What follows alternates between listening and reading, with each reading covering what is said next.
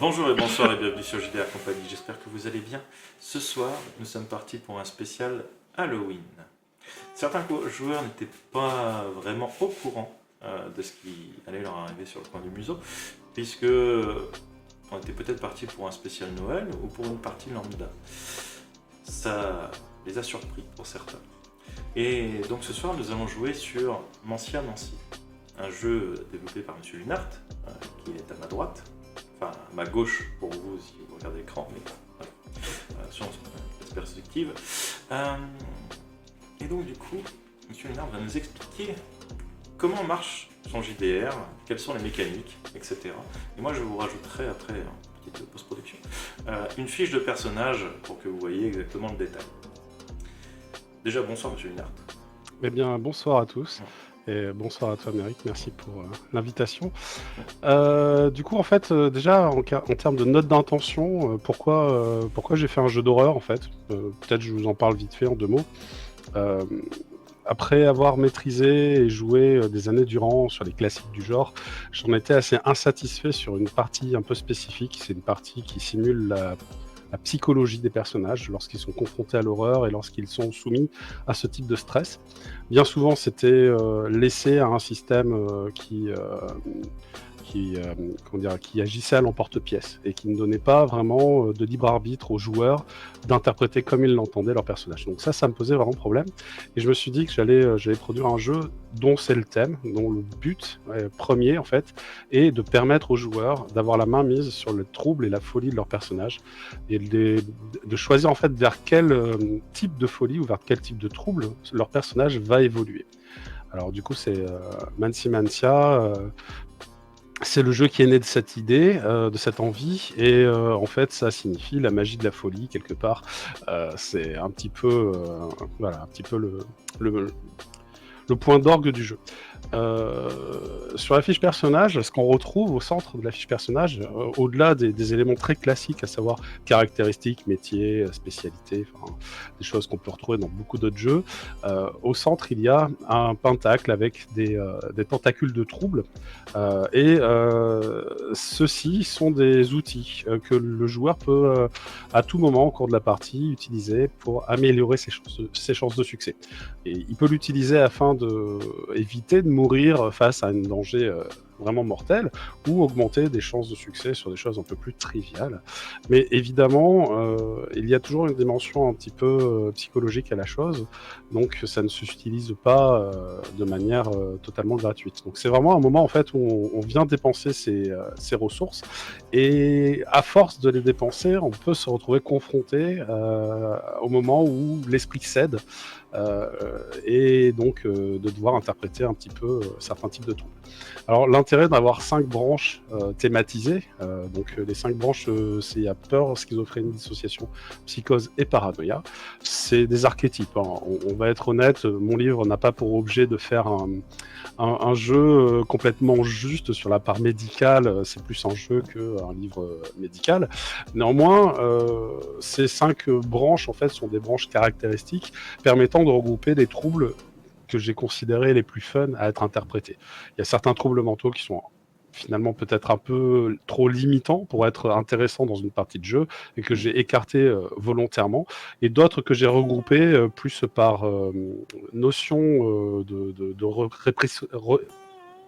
de rapprochement en fait, mais n'a pas forcément les mêmes racines.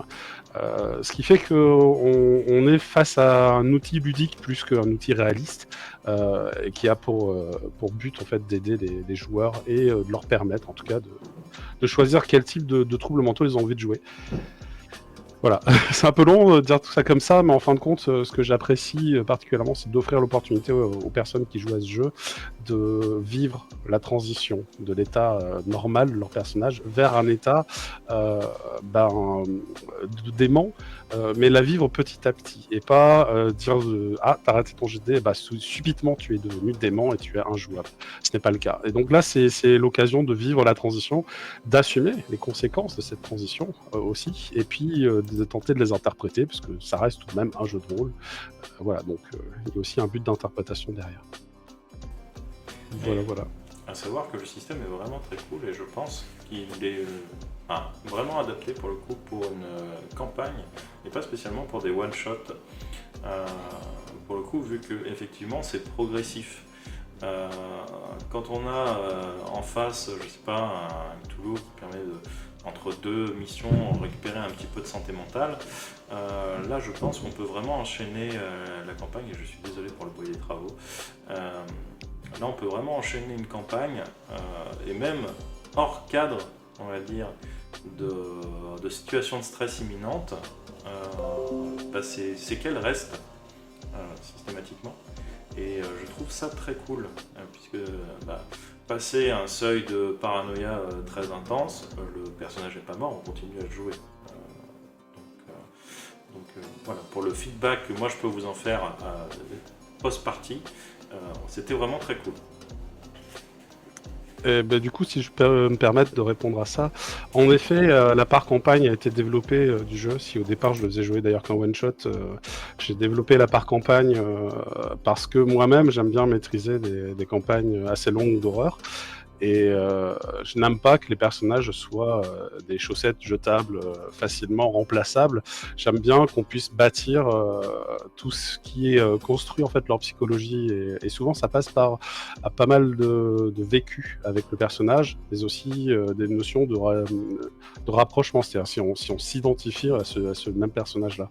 Et ça ne va fonctionner si on jette le personnage toutes les parties ou toutes les demi-parties et qu'on en sort un autre. Finalement, on n'a pas d'attachement. Donc finalement les émotions éprouvées au cours de la partie sont moins intenses. Donc du coup j'ai pensé le jeu pour permettre en effet cette évolution en cours de campagne. Et après il n'interdit pas du tout de faire des one-shots, à la seule chose près, c'est que les crises de démence en fait peuvent être plus ou moins poussées à l'extrême en fait. C'est-à-dire que au même titre que dans certains jeux où lorsqu'on joue en campagne, on va se montrer un peu moins meurtrier, on peut aussi se montrer finalement un petit peu plus agressif sur la perte de santé mentale lors des one-shots. Effectivement, et la perte de PV aussi. Et... C'est ça.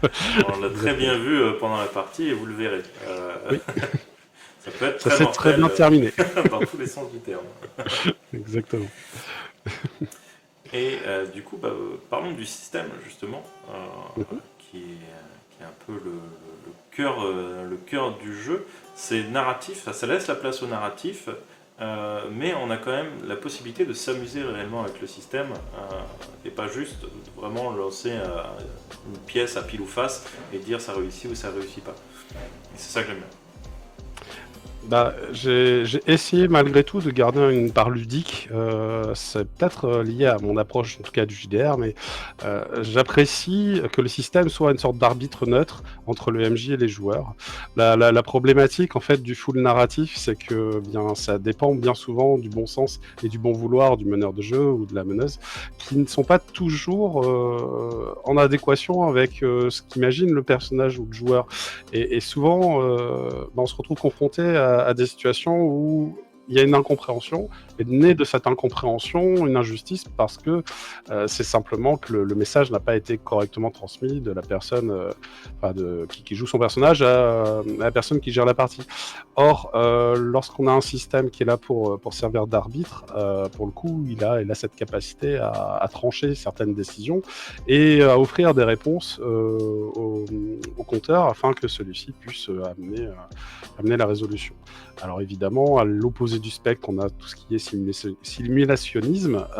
On n'y est pas non plus, puisque mon objectif n'était pas de pouvoir rendre très réaliste chaque petite mécanique de la psychologie ou de l'enquête ou de l'affrontement.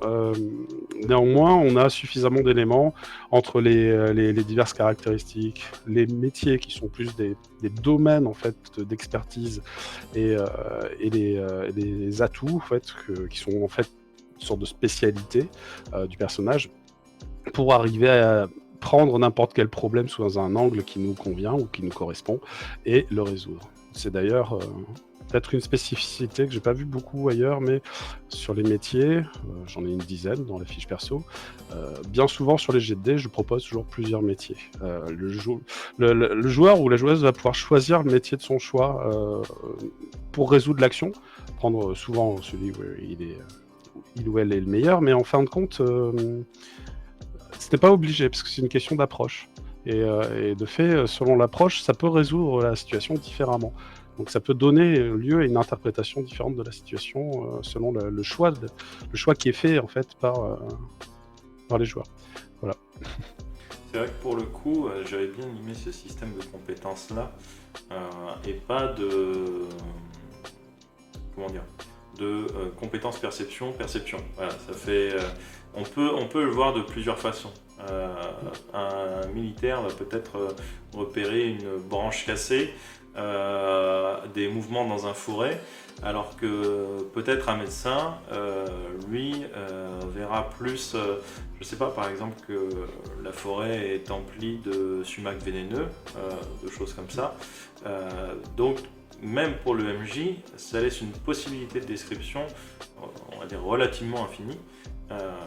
Et le croyant, il verra peut-être des symboles occultes dans la forme des branches Oui. qui pendent aux arbres, et ça peut être très vrai en fait. Ouais.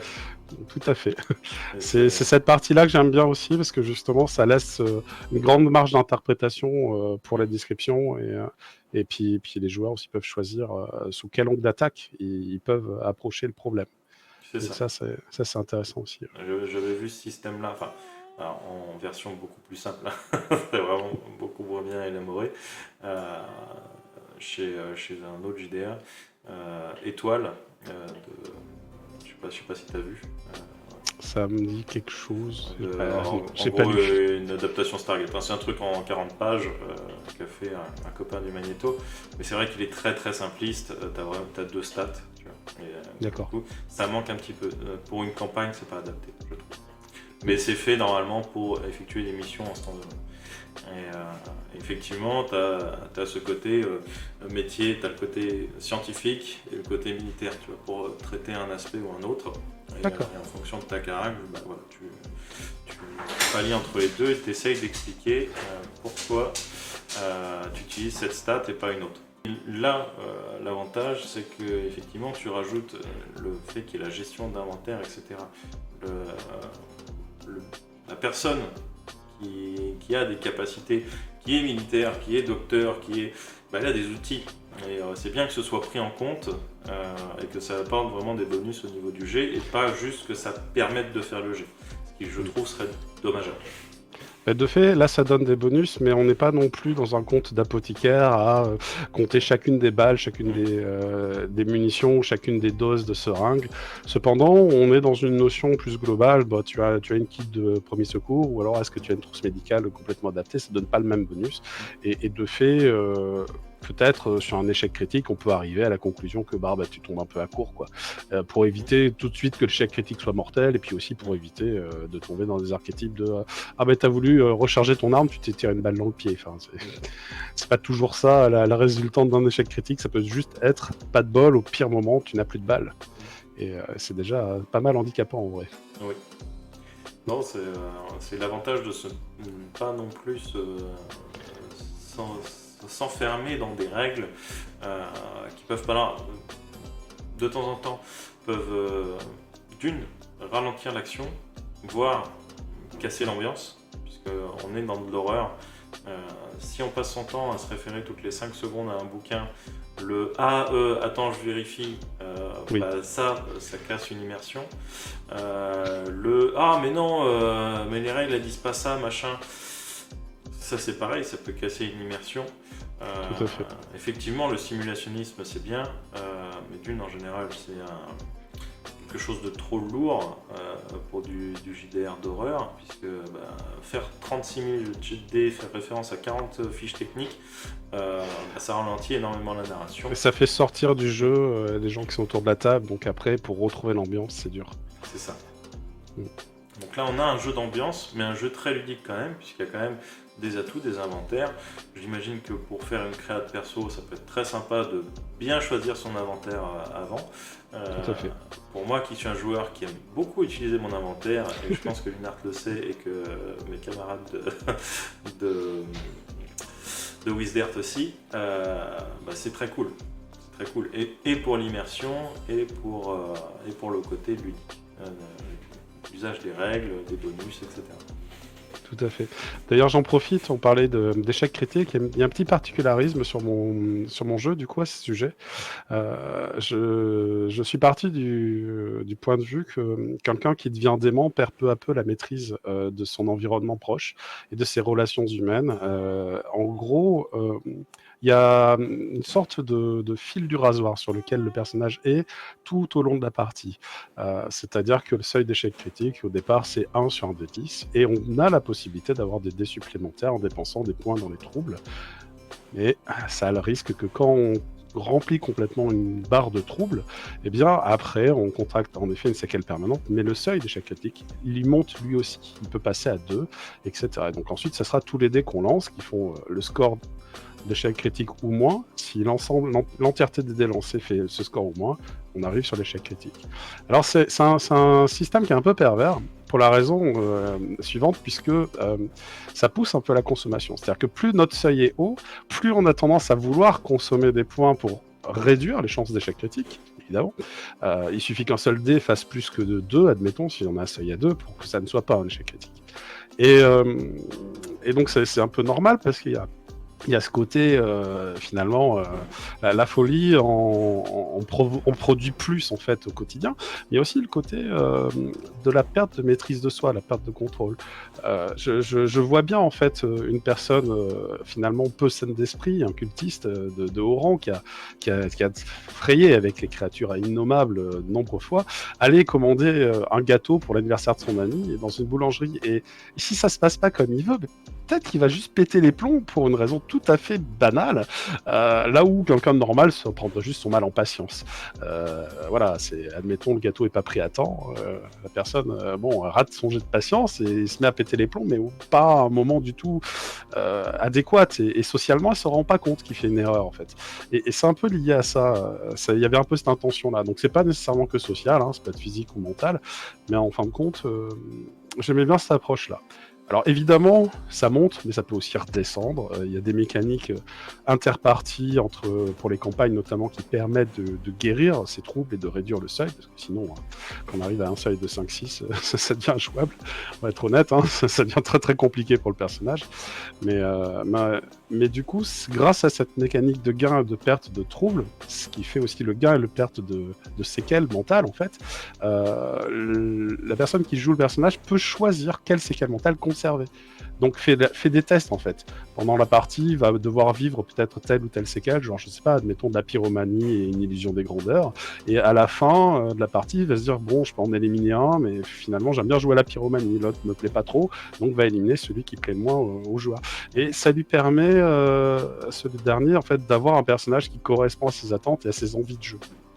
Parce que c'est toujours un petit peu gênant de se retrouver dans des situations où on te dit bah tiens, voilà, la trouble mentale que tu as, c'est ça, et tu vas devoir le jouer jusqu'à la fin de ton personnage. Ouais, mais pas forcément déjà, c'est pas forcément déjà une chose que tu as envie de jouer, et en plus, c'est jusqu'à la fin de l'existence du personnage, c'est très très limitant. Si t'as aucune chance de le guérir ou de le changer, c'est assez frustrant. Donc moi, je voulais justement qu'on ait l'opportunité de pouvoir intervenir là-dessus de manière ludique, et qu'on puisse se dire ok, bah c'est pas définitif, ça l'est techniquement, mais en fin de compte il y a quand même des mécaniques pour le soigner, donc c'est pas définitif et on peut tout à fait faire des altérations. J'ai déjà eu au cours des campagnes d'ailleurs des personnages qui ont contracté un nombre de troubles assez incroyables, et puis qui après ont fait un gros séjour au sanatorium, sont revenus avec seulement 2 ou 3 troubles, ceux qui trouvaient les plus fun à jouer quoi, et voilà. Et ça se passe plutôt bien généralement. Et pour revenir justement sur cette dépense de dés par rapport à tes parts de troubles, je trouve ça le système hyper intéressant en termes narratifs, puisque moi j'y vois un petit peu genre le chercheur qui sait, qui cherche pas forcément, enfin il cherche au bon endroit, mais que éthiquement, c'est pas spécialement bon, tu vois. Ou peut-être justement, comme tu reprenais l'exemple du cultiste, aller chercher dans des pouvoirs qui ne devraient pas réveiller. Et je trouve ça bien d'interpréter avec des barres, des mécaniques, etc. Le fait de pouvoir aller chercher un petit peu plus loin et que ça a un impact psychologique sur le personnage. Tu vois. Mais justement, il y a un truc qui est assez souvent présent dans les séries, dans les films qui traitent du sujet, et finalement très peu représenté dans les jeux associés. C'est la transition entre l'état de je suis un investigateur qui lutte contre les forces du mal à l'état de je deviens un cultiste. Mais entre les deux, il y a quoi? Il y a l'investigateur qui met un peu des doigts dans le culte et des sorts pour protéger le monde. Il a des bonnes intentions, elles sont nobles, mais peu à peu, il se laisse dévorer. Alors, est-ce qu'il va complètement se laisser corrompre ou pas? Et c'est justement un enjeu qui est assez intéressant et qui, au cours d'une campagne, donne beaucoup de profondeur au personnage. C'est pour ça qu'au centre de la fiche de personnage, il y a cette notion de monstre avec marqué un niveau de corruption et qui indique qu'un cultiste peut rester relativement sain d'esprit, c'est-à-dire avoir ses branches de troubles qui ne sont pas trop affectées, mais avoir son niveau de corruption qui augmente. Et donc ça en fait les plus dangereux, parce que ce sont ceux qui maîtrisent le mieux leurs actes et qui, malgré tout, dominent certains pouvoirs surnaturels tout à fait dangereux. Et ça fait d'excellents Némésis. Donc en fin de compte, c'est intéressant de mettre en exergue le fait que les joueurs, à un moment donné, leur personnage peut devenir l'équivalent de ce qu'ils affrontaient au tout départ de l'histoire. Et c'est progressif, donc ça ne rend pas toujours compte. Et puis quand tu leur mets devant le fait accompli, ça leur fait, ça leur fait tout bizarre. Et ça, c'est drôle. Oui, j'avoue. Cette partie-là, c'est assez sympa. C'est pour ça que je disais que le jeu est extrêmement ludique. Mais si j'ai un point négatif à dire par rapport à ça, c'est la visibilité de la barre. C'est vrai que c'est un point que je dois améliorer. J'avoue, j'ai fait un dessin un peu chargé. Et à l'époque, il me convenait très bien. Maintenant, en effet, la lisibilité des différentes barres pourrait être améliorée. Il y a quelque chose à faire.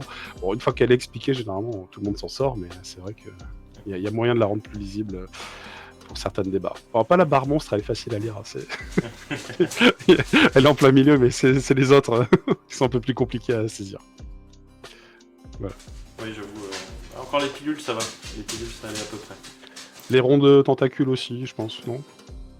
Je m'en rappelle plus trop. Parce que c'est pas grave. Là, déjà. C'est les yeux surtout. Les yeux qui étaient difficilement visibles. Ok. Et donc, du coup, ce jeu, c'est bien, mais l'univers, c'est quoi? Ah, ça c'est la grande crise en fait existentielle sur ce jeu. Je suis en plus quelqu'un qui a tendance à préférer les jeux à univers et c'est pas un jeu à univers en fait, c'est un système. C'est-à-dire c'est un jeu qui a pour objet de vous permettre de m'autoriser tout un tas d'histoires d'horreur, qu'importe l'univers. C'est d'ailleurs le choix que je fais dans le livre de base. Je présente plusieurs types d'époques, plusieurs types de contextes et à chaque fois une histoire d'horreur qui peut s'inscrire dans les canons Lovecraftiens, tout comme dans les canons de l'horreur psychologique qu'on peut retrouver au cinéma. Mais en fin de compte, c'est pour montrer qu'on peut utiliser ce système dans différentes tonalités d'horreur sans discontinuer avec le jeu. Après, je ne vends pas d'univers associé puisque je considère qu'il y en existe déjà énormément sur le thème. Je pense que là actuellement j'ai un scénario donc western que tu as testé et voilà, mais je dispose aussi d'un scénario plus ambiance X-Files. J'en ai un autre qui sera dans une ambiance plus cyberpunk et j'en ai un qui est vraiment, on est dans les années 80, ambiance hôpital psychiatrique. Je pense qu'il va me manquer un scénario spatial et un scénario Dark Age et j'aurais vraiment couvert les, voilà, les archétypes de temporalité les plus classiques dans le JDR.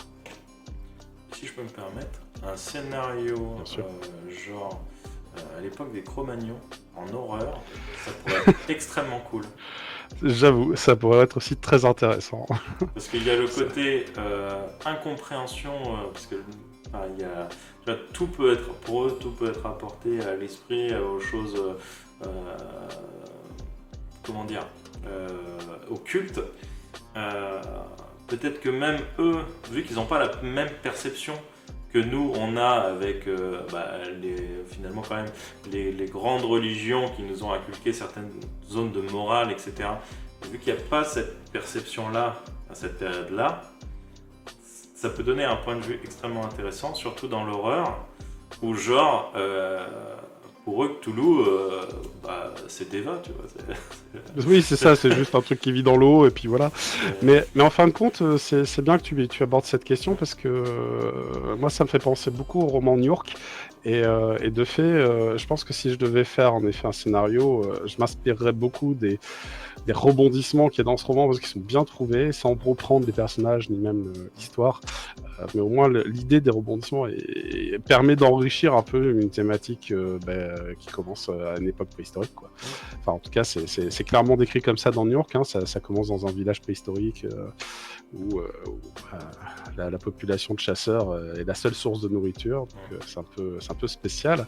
Et le héros est un jeune homme qui se fait chasser du village, donc qui est obligé de partir un peu à l'aventure. Et c'est assez intéressant. Enfin, il y a quelque chose à réfléchir là-dessus, et je pense que ça pourrait tout à fait donner un contexte d'horreur abominable bien intéressant à exploiter. Surtout, vraiment, moi j'imagine la perception même du personnage par rapport à ces périodes-là. Il n'y a pas de notion de bien, de mal, protéger les plus faibles, etc. C'est on sait que vivre en société, c'est le salut, puisqu'il y a énormément de choses extrêmement dangereuses autour de soi. C'est pas dit qu'à certaines périodes ils aient déjà le feu pour se protéger, pour se réchauffer et tout petit, et c'est vraiment la loi du plus fort. Donc quand tu renverses un petit peu ces perceptions-là, il y a des choses à faire, je pense, dans l'horreur et dans l'interprétation. En tout cas pour les gens qui apprécient le roleplay et pas que la mécanique à la Donjons et Dragons, je pense qu'il y a vraiment de quoi s'amuser. Bien sûr sans s'en tenir rigueur, puisque un petit coup de silex dans le dos, ça peut vite arriver. Ça peut vite arriver, ça peut faire très mal. C'est vrai. Tout à fait. Voilà. D'ailleurs, à ce propos, c'est bien d'aborder cette thématique de blessure, parce que et c'est d'ailleurs une façon d'écrire les jeux que je fais maintenant. C'est-à-dire que c'est pas mon seul jeu actuellement, et je pense que chaque sous-système de santé, je les gère un peu comme ça maintenant. Il y a une part narrative, c'est-à-dire qu'en effet, dans Mantia, pardon, on se retrouve avec un nombre de cases de blessures très limité. Et c'est volontaire, ça se veut un jeu d'horreur où la mort peut survenir rapidement. Néanmoins, lorsqu'on coche la dernière case de santé, qui s'appelle hémorragie, il y a joliment marqué RIP en dessous, en fin de compte, on ne perd pas son personnage, c'est pas instantané, ce n'est pas direct. Je garde toujours à l'esprit que s'il est aidé par le groupe de personnages qui sont autour de lui, pour sortir de la situation difficile dans laquelle le personnage est, il peut être soigné et le cas échéant revenir, mais cette fois non pas avec une blessure mentale, mais avec une blessure physique, avec une séquelle. Peut-être a-t-il perdu une jambe, peut-être a-t-il perdu une main, mais c'est l'occasion de raconter des choses en plus sur ce personnage qui a survécu à la mort et qui a vécu quelque chose d'intéressant. Là où, en effet, s'il est abandonné à son triste sort dans la gueule d'une créature abominable, là c'est la fin, bien sûr. Et là c'est plus une question narrative de description de si oui ou non le personnage arrive à son état de mort, et donc on peut choisir narrativement le bon moment en fait. C'est là où t'avais beaucoup de jeux, fut une époque où juste le jet de dés disait si t'étais mort ou vivant, et ça pouvait tomber à des moments pas intéressants de la partie. Ça fait 15 minutes qu'on joue, on a passé une heure à créer le perso, et le jet de dés dit que t'es mort. Bon, ouais, je pensais pas te tuer sur ce jet. Ah, c'est dommage, tu refais un perso? On repère une heure? Non, non. Ça, c'était pas très intéressant. On n'avait même pas eu le temps de s'attacher au personnage, donc voilà. Donc là, ça donne un peu plus de latitude, d'interprétation sur cette part-là aussi, et ça permet malgré tout de pousser un peu le teamwork, en fait. C'est l'équipe, le travail d'équipe, il est important. Puisqu'en fin de compte, dans l'horreur, bien souvent, on dit ne faites pas de groupe de 1. Bon, c'est un peu lié à ça, quoi. Le fait de se séparer, ça a toujours cette notion de danger qui s'accroît, puisque on se retrouve seul face à une grande menace, et c'est plus dur à gérer. Surtout que, après, tu peux effectivement gérer ta blessure physique comme séquelle physique. Mais moi j'aime l'idée, j'ai connu beaucoup de personnes, enfin beaucoup de personnes, j'ai connu quelques personnes autour de moi qui ont subi des NDE, des expériences de quasiment mort en fait. D'accord. Donc c'est une Near Death Experience. Et ça a énormément joué sur leur psychologie. Donc là aussi, avec une expérience de mort imminente, Tout à voilà, fait. en français c'est ça, l'expérience de mort imminente, ça peut jouer justement sur tes afflictions mentales. Et justement, au moment où on sélectionne les afflictions mentales, parce qu'en fait, il y a la possibilité de faire un tirage aléatoire, mais en fait, c'est plus une sélection qui se fait. Euh, Si en effet le personnage a subi cette near-death experience, c'est peut-être le meilleur moment de choisir des afflictions mentales en rapport. Ça peut être maintenant, il entend la voix de Dieu. Enfin, ça peut être ça peut être demain, il a compris que il fallait absolument qu'il sauve le monde d'une menace que personne n'avait jamais vue avant et qui se cache dans les ombres des gens. Enfin, c'est peut-être ça, alors qu'en fin de compte, c'est juste dans sa tête, mais peut-être pas. C'est ça qui est intéressant. C'est qu'on peut malgré tout bâtir un scénario sur un trouble et dire oui, tu pensais être fou, mais en fait non. Et ça peut être rigolo aussi. Effectivement, le fait de bâtir un scénario sur ça, peut-être même que le gars va emmener les autres dans sa folie et trouver, je sais pas, dans la vibration qu'il va avoir dans un verre d'eau, une explication divine, alors que pas du tout. Je trouve ça génial, le choix de se dire, en tant qu'MJ, c'est fantaisiste ou c'est réel. Et moi, c'est quelque chose que j'utilise beaucoup et que j'adore utiliser.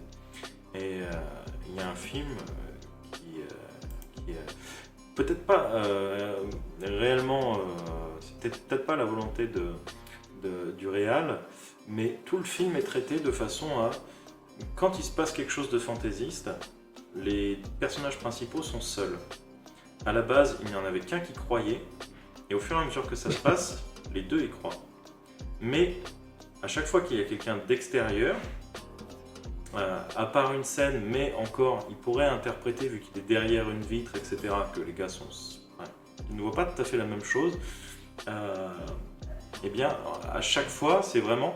Eux sont dans leur monde, analysent les choses comme ils le pensent, comme ils le voient, ou comme ils l'interprètent, comme ils ont envie de l'interpréter. Et il y a la vision des autres côté. Et ça j'aime bien ce côté-là de... Est-ce que le scénario qu'on vit est vrai ou pas? Tu vois, est-ce que c'est pas juste une construction mentale de ce que le personnage ou le joueur veut jouer? Tu vois? Mais ça, c'est hyper intéressant et ça traite de la notion de schizophrénie au travers des illusions qui peuvent se faire par moment sur le monde réel. C'est un biais de la perception des cinq sens en fin de compte et une interprétation un peu dévoyée de ce que les cinq sens donnent comme information. Il y avait un film qui m'avait beaucoup marqué là-dessus et une scène notamment de ce film que j'ai trouvé assez drôle. Le héros est persuadé d'avoir gagné le super pouvoir, donc il veut le prouver à son ami. Il lui dit voilà, je vais passer au travers de ce mur. Et donc il fonce vers le mur, on le voit passer au travers, il revient, il est essoufflé. Il lui dit tu vois, j'ai super pouvoir. Mais par contre, c'est un peu fatigant, ça m'essouffle.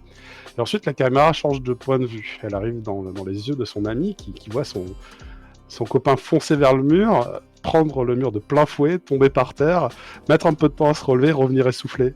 Et lui sortir le même baratin. C'est là que c'est génial. C'est qu'en fin de compte, c'est vraiment la réalité des fois qu'une notion de perception. Et je pense que c'est aussi quelque chose que j'aime bien faire dans la plupart des jeux que j'entreprends, c'est d'offrir des informations qui sont pas complètement objectives aux joueurs lorsqu'ils posent des questions sur l'environnement, lorsqu'ils ressentent avec ses cinq sens en fait, et de fait arriver à lui donner des informations en rapport à qui il joue et qui il est et où est-ce qu'il se situe. Et donc se retrouver avec des informations un petit peu subjectives et qui parfois peuvent être en contre-indication avec des informations qu'un autre personnage a captées au même moment. Sur une même situation. Et de fait, ça peut donner lieu à des discussions assez passionnantes sur ce qui s'est réellement passé et où se situe la vérité n'est pas important pour moi, mais ça peut être important pour plein de gens. Et c'est ça qui est drôle en fait, c'est de les voir justement discuter et se rendre compte que des fois il y a des choses finalement qui pensent être la vérité mais qui sont pas normales. Et ça transforme des choses du quotidien en événements bizarres ou mystiques ou étranges. Et tout de suite on est dans le paranormal, quoi. Et pour le coup, c'est ce que j'ai aimé aussi du coup dans le système de l'ancien Vinci, le fait que euh, il n'y ait pas de valeur stricte de réussite. Parce que tu joues un descent, tu fais du descent under ou au-dessus, tu sais que tu as réussi ou tu sais que tu as échoué. Là, quand tu es face à un seuil de difficulté, le MJ ne l'annonce pas. Du coup, tu peux avoir fait le meilleur jet du monde, t'es pas sûr d'avoir réussi. Et c'est ce qui est arrivé d'ailleurs pendant la partie. C'est ça. Et ça, en même temps, ça a été beau pour la suite, mais en même temps, j'étais dégoûté. J'avoue. T'as fait un choix, je t'ai dit, t'es sûr, ça suffit peut-être pas. Et... C'est un pari, quelque part, la dépense de points, c'est un pari, donc t'as fait le choix de ne pas le faire, et c'était manquant, en effet. C'était problématique, tout à fait. Mais pour le coup, ça fait partie aussi des mécaniques de MJ que j'utilise, le fameux « t'es sûr ?» pour mettre la pression, surtout dans l'horreur. Voilà. Mais effectivement, des fois le MJ est taquin. mais ça, justement, ça fait partie de la mécanique et des choix du personnage qui sont intéressants justement pour développer ce côté un peu plus réaliste. On enlève ce côté méta de j'ai réussi mon jet. C'est vrai qu'il y a certains jeux qui considèrent qu'il faut cacher les stats de perception pour ne pas dévoiler si oui ou non ils ont perçu la menace en fait en faisant le jet de dés. Il y a certains jeux qui prennent aussi le fait que ce soit le MJ qui fasse le jet à la place des joueurs. Alors moi j'aime bien que les joueurs ils lancent leur dés, donc j'ai pas cette envie-là. Et le fait de devoir cacher sans arrêt le jet derrière l'écran ou de devoir... c'est un truc que j'ai testé, ça marche bien, mais c'est pas toujours pratique. Ça me fait perdre du temps. Et quand tu as envie que l'action aille vite, la solution, ça peut être aussi de dire, mais attends, je t'annonce pas la difficulté, tu fais un pari. Tu me dis, est-ce que ça te suffit? Tu veux dépenser des points? Si ça te suffit pas, mais si ça te suffit, on part là-dessus, puis t'assumes. Voilà. Et ça, des fois, ça peut suffire, des fois non. Et les seules infos qu'il a, c'est des infos descriptives, qui ne sont pas chiffrées. Et c'est ça qui peut être un peu dangereux, et à la fois un peu intéressant. Mais tout de même, il y a un point de départ, c'est-à-dire qu'en effet, malgré tout, c'est pas complètement arbitraire. J'ai indiqué une difficulté moyenne au départ aux joueurs, et afin qu'ils sachent dans quel clou, dans une situation normale, ils se trouvent, qu'est-ce que ça donne. Mais j'aurais bien dit que ça pouvait monter très haut, selon les moments. Et c'est dans ces cas-là où il faut savoir si on fait ou non un pari. Et je sais que j'ai toujours des joueurs qui essaient de lire sur mon visage ce que moi j'en pense. Et c'est là que je suis obligé de faire poker face. Je leur révèle pas d'informations, c'est à eux de choisir. Pas à moi de leur spoiler le truc. Justement, en parlant du système, on va y rentrer en plein dedans. Qu'est-ce qu'on fait? Qu'est-ce qu'on joue? Qu'est-ce qu'on lance? Alors, qu'est-ce qu'on lance? Qu'est-ce qu'on joue? Vraiment, Mansia, c'est un jeu qui est dédié pour jouer des investigateurs. Enfin, en gros, on n'est pas dans un jeu d'action, on n'est pas dans un jeu de super-héros, on n'est pas dans un jeu épique avec des pouvoirs divins. Il est possible de développer quelques facultés surnaturelles parce que ça fait partie des fois des évolutions proposées dans certains settings, mais ça reste souvent à un niveau très humain, et on reste toujours avec une menace en fait qui est une ombre terrifiante et qui est de la taille d'une montagne comparée à la force du personnage qu'on joue. Donc bien souvent on attend de la résolution du scénario, de la réflexion de la part des joueurs et des joueuses, plus que du jet de dés pour réussir des jets d'attaque et de combat. Le combat peut sauver la vie à certains moments, mais c'est rarement la résolution attendue. Et de fait, pour articuler tout cela, on a donc 6 caractéristiques, je peux vous les lister, qui sont force, ténacité, analyse, agilité, charisme et sens, qui sont assez génériques. Peut-être une des plus importantes, c'est vrai que ça serait ténacité quelque part, puisque c'est avec elle qu'on fait les jets de terreur, qui sont des jets de confrontation pure à l'horreur. Admettons qu'une créature du mythe de Lovecraft se présente devant vous, ça sera un jet de terreur que vous devrez faire pour voir si oui ou non ça trouble votre esprit. Là où juste être confronté à des cadavres, on ajouterait à cette ténacité certains métiers. Un médecin ou un militaire ou peut-être même un malfrat, il aura déjà vu des cadavres dans sa vie, donc il sera un peu plus résistant que les autres. Et de fait, à cette caractéristique-là, qui va de 1 à 5, on y ajoute un métier qui lui aussi va de 0 à 5, et il y en a 10 des métiers. Donc j'ai journaliste, artiste, espion, croyant, malfrat, érudit, militaire, scientifique, baroudeur et médecin. Et ce sont des métiers un peu génériques qui recouvrent beaucoup de choses. Par exemple, lorsque je demande de faire un test offensif de force brute, ça peut être malfrat, militaire ou baroudeur. Lorsque quelqu'un utilise une arme à feu pour tirer à distance, on peut le faire avec espion, malfrat ou militaire. Quoique espion, je le propose souvent quand c'est un tir un peu de surprise, quoi, un tir de sniper. Quant à un jet d'esquive, j'aime bien proposer espion, malfrat, militaire. Alors tout ça, en fait, c'est décrit dans le bouquin, en fait, quelles compétences habituelles des jeux classiques vous allez retrouver dans ces métiers, afin que vous y retrouviez. Et je les ai regroupés sur la fiche personnage de façon à ce qu'elles soient comment on appelle ça, par lien de connexion, en fait, par thème, ouais, ça. Par exemple, si quelqu'un qui veut intervenir sur l'aspect social, ça peut être de l'espion, du journaliste, de l'artiste ou du croyant. Voilà, donc tout ça, ça va intervenir sur l'aspect social. Sur tout ce qui va être aspect mental, érudition, on a érudit, scientifique, médecin, donc c'est les trois catégories plus mentales. Et en effet, en faisant des croisements comme ça de ces différents métiers, le personnage est à même d'aborder, comme on disait, les réussites un peu comme il l'entend. Donc, on additionne, je disais, une caractéristique, un métier. On peut additionner éventuellement un atout, qui sont des spécialités. Souvent, les agents du FBI, quand j'en fais jouer, ils ont agent du FBI comme atout. Donc, quand il s'agit de faire des interrogatoires, de l'enquête et du tirer au pistolet, ça s'applique. À partir du moment où ça convient à leur travail d'agent du FBI. Et après, il y a un inventaire très, très basique, mais qui permet tout de même d'avoir quelques avantages. En effet, l'arme à feu donne un avantage pour faire des dégâts, donc du coup, ça donne des bonus. Mais c'est aussi le cas d'une trousse médicale pour soigner ou d'une loupe pour chercher peut-être des indices. Enfin, voilà, c'est le cas d'un peu tout et n'importe quoi. Et les atouts peuvent monter jusqu'à 5 eux aussi. Ils ont 3 niveaux, c'est plus 1, plus 3, plus 5. Et en fait, on additionne tout ça avec notre D10. La somme totale, lorsqu'on est en situation normale, c'est-à-dire on a le temps de résoudre l'action, la situation, bien souvent la difficulté moyenne est de 10. Donc c'est assez simple à dépasser pour peu qu'on soit compétent. Quand on n'est pas compétent, ça devient un peu difficile, mais c'est un peu normal, ça dépend des gens.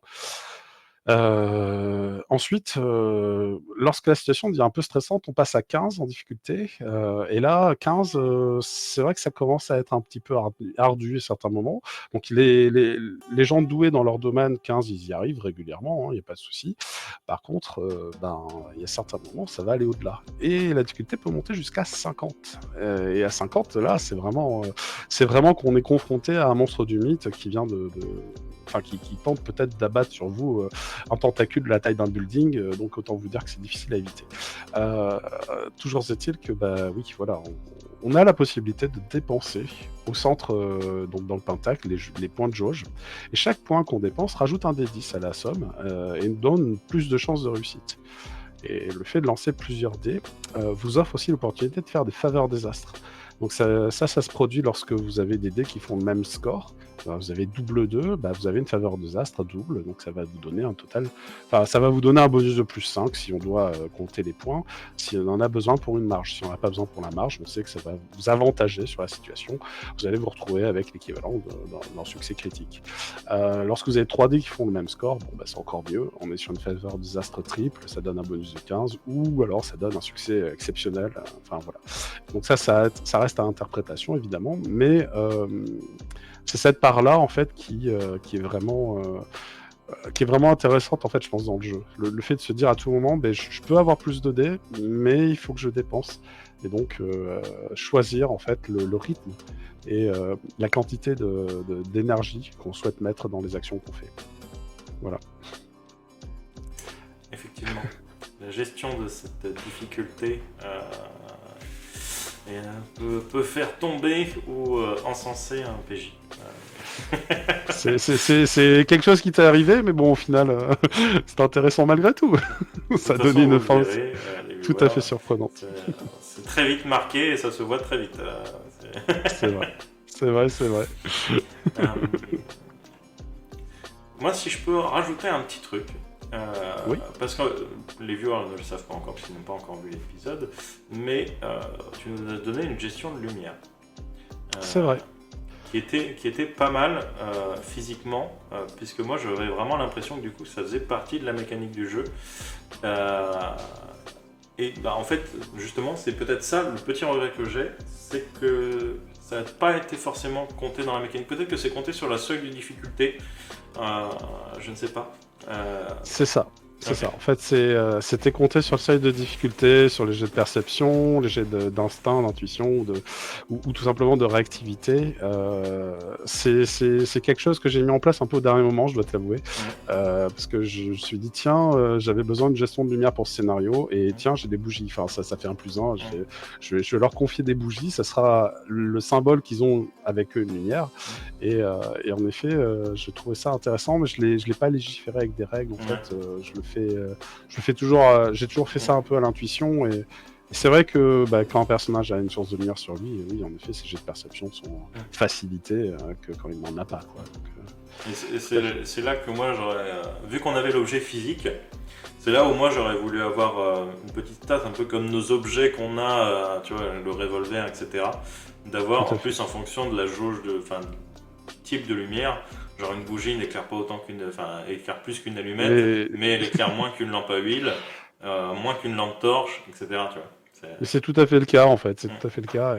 Et j'en ai tenu compte sur les portées de vue aussi, Ouais. parce que je sais pas si ça t'est arrivé, mais moi oui, de tenir une torche en forêt, et t'arrives très bien à voir où tu mets les pieds, mais tu vois 1,50 m, au-delà, c'est la purée de poids, enfin, tu vois rien quoi. Ça fait même contre-jour, tellement c'est lumineux et à côté de tes yeux que du coup, ça devient difficile de voir au-delà du mur de ténèbres en fait. Souvent en fait les gens mettent la lumière devant eux, ce qui est complètement con, faut la mettre sur le Ouais, côté. on voit rien du tout en faisant ça. C'est terrible. On voit que la flamme. Donc, exactement. C'est pour ça que c'est pas mal les lampes tempête, les lanternes ou autres, parce qu'on peut orienter le faisceau de lumière et du coup on voit beaucoup plus loin et ça fait bien meilleure source d'éclairage. Tout à fait. Mais en effet, j'en ai tenu compte sur la partie seuil de difficulté. Par contre, comme je n'ai pas réfléchi en amont, et que c'est arrivé un peu à l'instinct durant la partie, sur comment placer des règles là-dessus, je pense qu'en effet, ça peut être sympa. Après, tous les scénarios ne s'y prêtent pas. J'ai des scénarios où la gestion de la lumière n'a pas d'intérêt en soi. Mais c'est vrai que sur celui-ci, elle est plutôt importante. Effectivement. Bon, sur ce, je crois qu'on a fait à peu près le tour pour Mancy à Mancy. Je pense qu'il n'y a pas grand-chose qu'on a oublié ou passé à l'as. On va peut-être remettre vite fait le cadre du scénario, histoire, parce que là on a plus le temps et que voilà, ce sera un petit peu plus monté. Et voilà. Donc, comme vous l'avez vu, les gens, nous sommes dans un cadre western. Plutôt sympathique, puisqu'on est parti d'une course effrénée, donc il n'y a pas eu comment dire, de chute de pression en fait. C'est parti doucement et on est parti, il y avait un stress, mais c'était pas le même. Après on a continué dans un autre stress, mais c'était pas le même. C'est ça. Et du coup, ça peut réexpliquer vite fait la situation initiale. De toute façon, les gens vous reverrez pendant la partie, il y aura de nouveau la situation initiale. Mais voilà, je préfère le faire une fois. Les personnages, du coup, les personnages de ce scénario sont des braqueurs de banque. Et des braqueurs de banque en Louisiane en 1864. Et on est en pleine guerre de sécession. Autant vous dire que c'est le meilleur moment, pour que les gens fassent n'importe quoi, parce qu'il y a énormément de désertion. Les sudistes ont 50% de désertion, les nordistes 35%.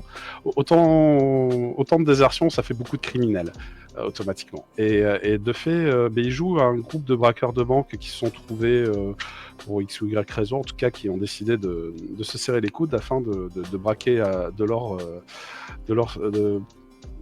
sudiste, mais en vrai, c'était pas vraiment de l'or sudiste au départ. Bon, ça ils le découvrent plus tard. Et c'est les sacoches de chevaux remplies de lingots qui vont se diriger vers leur linceul. C'est bien tourné. Voilà, c'est ça. Et en effet, ils commencent, après avoir réussi le braquage de banque, en fuite. Et dans les bayous, à chercher à éviter que l'armée les retrouve. Voilà. Ils ont bien sûr assassiné quelques personnes au passage. Cette femme enceinte l'avait cherché, vraiment. Il y a un moment, voilà, elle me déconcentrait, je vois pas pourquoi. En plus, elle avait pris le coupe-fil rapide pour personnes handicapées, âgées. Ça m'énerve. On est tous égaux. Malade ou pas, enceinte ou pas. Voilà, c'est ça. Ils ont fait ils ont fait un certain nombre de morts dans la banque, dirons-nous. Je crois que même il y a eu un mur qui a sauté, qui a volé suite à une explosion de votre double face, votre, votre expert en explosif. Voilà. Ah oui, tant que j'y suis. Les gens qui regardaient. On a joué des personnages de 1864. Des personnages qui, dans un contexte, sont totalement légites. N'allez pas vous enflammer, puisqu'il y a quelques moments un petit peu chauds, on va dire dans les paroles, mais ce n'est que le personnage. Je tiens à le préciser. Voilà. C'est ça, exactement. Mais c'était une autre culture, une autre époque, donc voilà, faut en tenir compte, tout à fait. Je sens que je vais mettre une bannière à chaque fois. Un bandeau. Au début de l'épisode. Ceci n'est qu'un rôle interprété, ce n'est pas ce que je pense vraiment. Voilà, faut préciser. Voilà, voilà. D'ailleurs, il n'y avait pas que moi, il y en avait d'autres. Mais moi particulièrement, je suis un petit peu gratiné pour cet épisode. Oui, c'est vrai. Et ce qui, j'avoue, est très drôle à jouer. Jouer sans filtre, c'est génial. Bon, déjà, on met pas beaucoup de filtres en général sur JDR Company, mais alors là c'était l'occasion de se faire plaisir. C'était le pompon. Voilà, sur ce, les gens, on va vous laisser avec la partie. J'espère que ça va vous plaire. Il y aura peut-être 2 ou 3 épisodes. Je pense que vu que là, cette vidéo d'explication est un peu longue, je pense que ce sera une vidéo à part. Donc je pense que je vais, pour le spécial Noël, vous poster cette vidéo autour du 29, celle de la première partie autour du 30, et du coup, pour le vrai Halloween, vous aurez la fin de la partie. Voilà, sur ce, je vous fais des bisous et bonne partie. Ciao.